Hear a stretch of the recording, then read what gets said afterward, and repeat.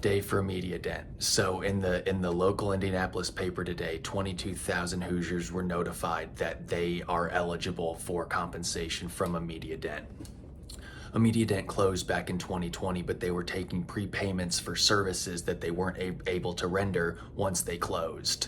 So they just agreed to terms, and they settled on paying $2 million of outstanding credits back to 22,000 Hoosiers in this state.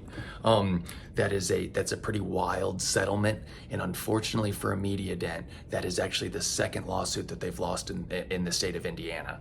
Back in 2018, they had to settle for $5.1 million after getting caught, and I will flip the camera around so you guys can see this article, but engaged in various types of fraud, including fraudulent billing, excessive and unnecessary treatment of patients, and sustained pressure by non-dentists and management to place corporate profits over patient care.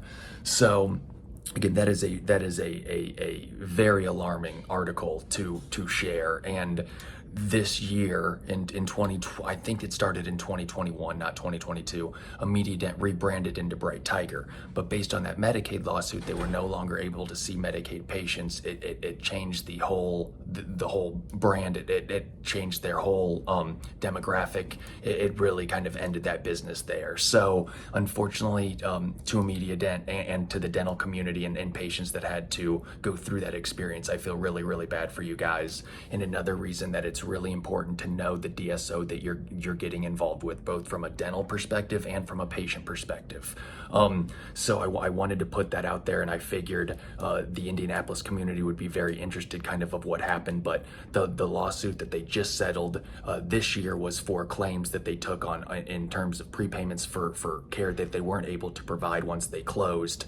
The big lawsuit that they lost in 2018 was based on Medicaid infringements that they made in terms of overbilling and having corporate having people outside of the clinical ops dictate clinical care and putting profits over patient care. So comment down below if you guys have any experiences, both from a dental perspective and from a patient perspective, as we'd love to learn more. But wanted to get this video out first thing this morning, as I figured there'd be some curious people. Stay tuned for more.